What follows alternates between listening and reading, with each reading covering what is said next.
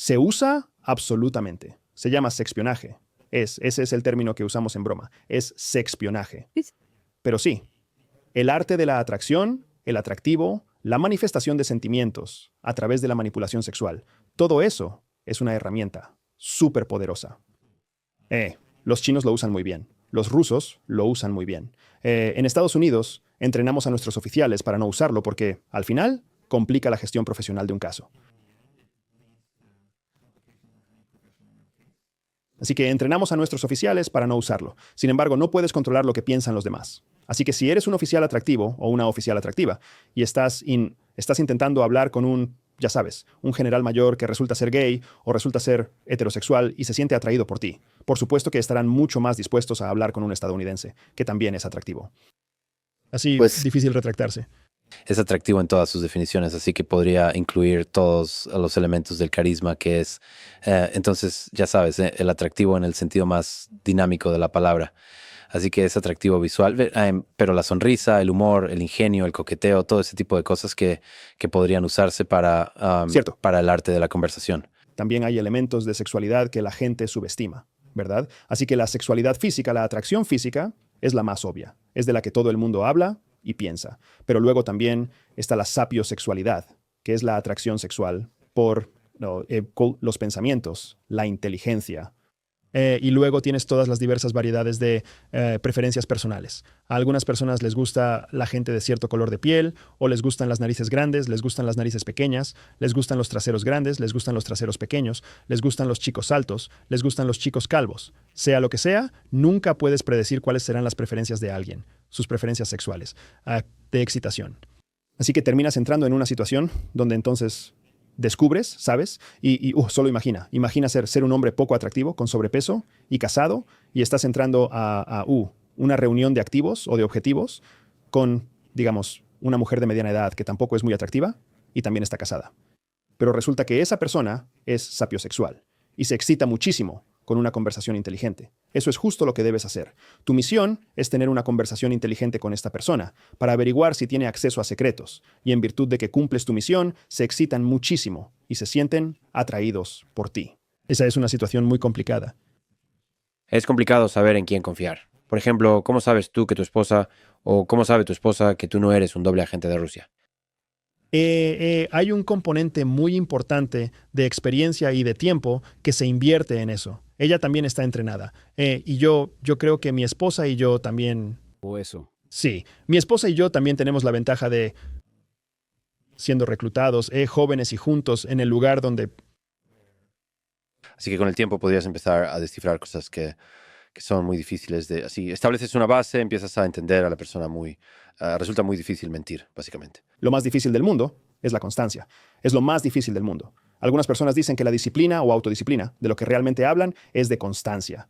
Cuando tienes a alguien que se desempeña con constancia durante largos periodos de tiempo, bajo diversos niveles de estrés, tienes mucha confianza en que esa es la persona en la que puedes confiar. Puedes confiar, puedes confiar en que su comportamiento se ajustará a un patrón determinado. Puedes confiar en que un imbécil se comportará como un imbécil, pero no confiarías en ese imbécil para cuidar a tus hijos, ¿verdad? Así que nunca quiero mezclar la idea de la confianza personal con la confianza en el resultado final. Siempre puedes confiar en que una persona actuará de acuerdo con su patrón de comportamiento habitual. Solo se necesita un tiempo considerable para que obtengas una retroalimentación constante y consistente sobre cuál es su verdadera naturaleza o su punto de partida. Para formar un buen modelo, un modelo predictivo de cómo será su comportamiento. Claro. Y, sabes, es fascinante porque creo que el desafío es construir ese modelo rápidamente. Así que la tecnología es una de esas herramientas que podrá en el futuro crear muy rápidamente un modelo de comportamiento, porque la tecnología puede recopilar múltiples puntos de datos en un periodo de tiempo muy corto que el cerebro humano simplemente no puede recopilar en el mismo periodo de tiempo, en el mismo espacio, a la misma velocidad. Bueno, eso es en realidad en lo que hice mi doctorado, lo que hice en Google, es formar una buena y única representación en todo el mundo basada en el comportamiento de la persona. La tarea específica era no tener que escribir la contraseña. La idea era reemplazar la contraseña. Sí, exacto. Pero también te permite estudiar el comportamiento humano y pensar cuál es la representación única de una persona. ¿Cómo? Porque tenemos patrones muy específicos y muchos humanos son muy similares en esos patrones. cuáles son los identificadores únicos dentro de esos patrones de comportamiento. Y eso creo que es desde una perspectiva psicológica, una pregunta súper fascinante. Y desde la perspectiva del aprendizaje automático, es algo que a medida que los sistemas mejoran cada vez más y a medida que obtenemos más y más datos digitales de cada individuo, uno empieza a poder hacer ese tipo de cosas de forma efectiva. Y es que al pensar que podrías hacer un dossier de alguien en 24 o 48 horas, si los cablearas por 2 días, ¿verdad? Estilo Internet de las cosas. Lo pones en su ropa interior o así, ¿verdad? Un chip que simplemente lee todo. ¿Con qué fuerza caminan? ¿Cuánto tiempo duermen? ¿Cuántas veces abren el refrigerador? ¿Cuándo inician sesión? ¿En su computadora? ¿Cómo lo hacen? ¿Qué mano usan al iniciar sesión? Sí. ¿Cuál es su deslizamiento más común? ¿Cuál es su sitio web más visitado? Se podría recolectar una enorme cantidad de datos normativos en un corto periodo de tiempo, donde de otra manera estamos atascados en la forma en que lo hacemos ahora. 1 o 2 veces a la semana tomamos un café de 2 horas. Y 2 horas cada vez, en 6, 8, 12 semanas, obtienes una evaluación del 50% de cómo crees que se comportará. Ajá. El ahorro de tiempo es enorme.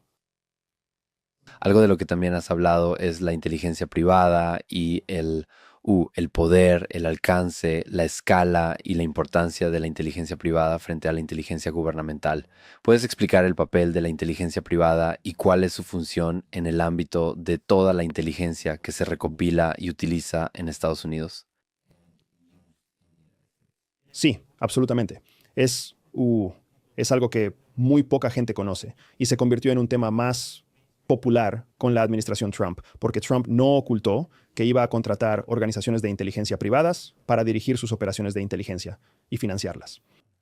Así que eso realmente lo catapultó a la corriente principal. Pero si nos remontamos a los eventos del 11 de septiembre, volviendo al año 2001, cuando se produjeron los ataques del 11 de septiembre, se creó una comisión para investigar las razones por las que ocurrió el 11 de septiembre. Y entre los puntos clave que identificaron, por supuesto, descubrieron que la comunidad de inteligencia no se coordinaba adecuadamente entre sí. Había feudos y había luchas internas, y no se compartía bien la inteligencia. Pero más allá de eso, identificaron que estábamos operando a niveles de la Guerra Fría, a pesar de que vivíamos en un momento en que el terrorismo era la nueva mayor amenaza para la seguridad nacional. Así que la principal recomendación de la comisión del 11 de septiembre fue que la comunidad de inteligencia aumentara significativamente la presencia de operadores de inteligencia en el extranjero y la capacidad analítica aquí en Estados Unidos. Cuando tomaron esa decisión, destruyó por completo, fue totalmente incongruente con el proceso de contratación existente, porque el proceso de contratación existente para la CIA o la NSA es un proceso de 6 a 9 meses. La única forma en que pudieron aumentar su personal lo suficientemente rápido fue eludir su propia contratación e ir directamente a organizaciones privadas. Así que, naturalmente, el gobierno contrató con las empresas con las que ya tenía contratos seguros. Boeing, Raytheon, Northrop Grumman, Cassie, ya sabes, las que quieras. Y luego, con el tiempo, desde 2001 hasta ahora. O supongo que eso realmente comenzó en 2004, cuando empezaron a aumentar significativamente la presencia de oficiales de inteligencia privados. Desde entonces hasta ahora se ha convertido en algo presupuestario. Se ha vuelto una cuestión de continuidad operativa. Y ahora la razón por la que el norte de Virginia se ha convertido en uno de los códigos postales más ricos de América es por la increíble concentración de inteligencia privada que apoya a la CIA, NSA, DIA, FBI y a toda la serie de socios de la comunidad de inteligencia.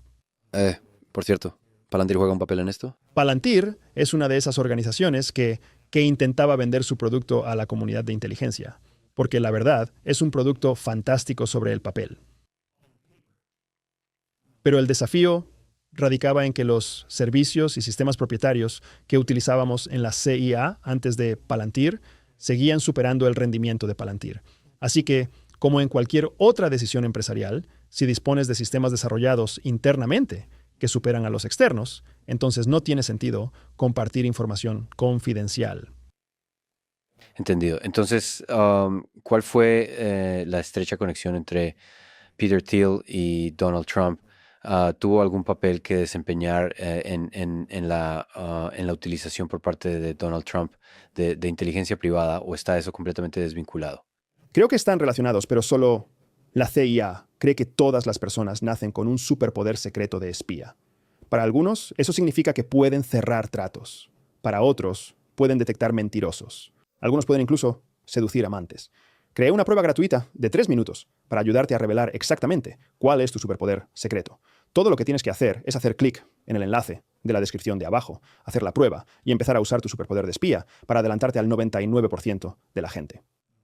Circunstancialmente, porque recuerden, Donald Trump no estaba realmente invirtiendo en la CIA, así que lo último que quería hacer era gastar su wasta de red. Wasta es un término que llamamos influencia, es un término árabe para influencia. Trump no quiso usar su influencia para meter a Thiel en la CIA y luego perder su contrato al dejar el cargo. Por eso, fue más valioso aprovechar la herramienta de Peter Thiel en inteligencia privada. Y luego, por supuesto, creo que nominó a Peter Thiel para ser su secretario de Defensa, secretario de Estado. En algún momento intentó nombrar, como presidencialmente, a Peter Thiel a un puesto de autoridad gubernamental. ¿Qué piensas de figuras como, por ejemplo, Peter Thiel?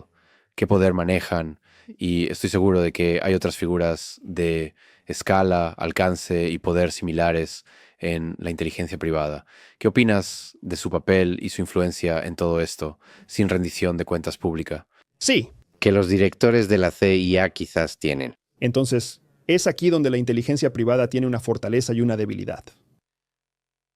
La ley fundamental que prevalece, que está por encima de, que supervisa la inteligencia privada, no es la legislación gubernamental. Es la ley inquebrantable de la economía.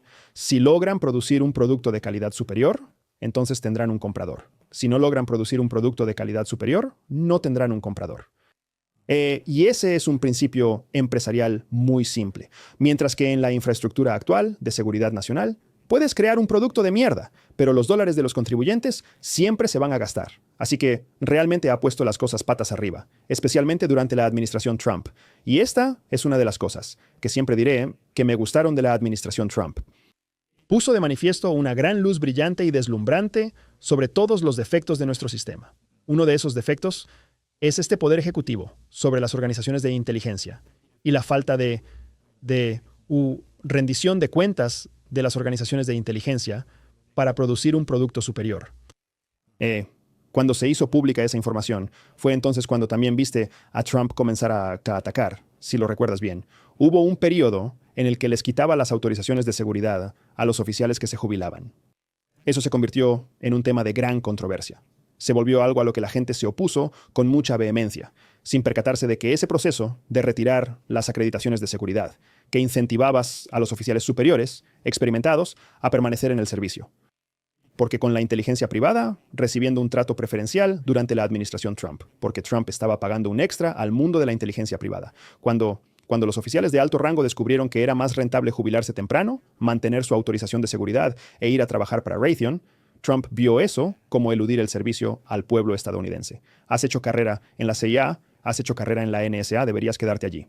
Si te vas, pierdes tu autorización de seguridad porque ya no tienes necesidad de saber. Con eso, él revolvió el gallinero. Y desafortunadamente, la narrativa que se difundió de muchas maneras fue una narrativa negativa contra Trump, cuando en realidad estaba haciendo un gran servicio al pueblo estadounidense tratando de eliminar el incentivo para que altos funcionarios dejaran su servicio y simplemente se lucrasen en el mundo de la inteligencia privada. Así que, de esa manera, él estaba como apoyando a la CENTISA en asegurarse de que la gente competente y la gente con experiencia se quedara fuera incentivada a permanecer allí. Correcto. Creo que sí, definitivamente, él entendía los incentivos. Quiero decir, Donald Trump entiende los incentivos.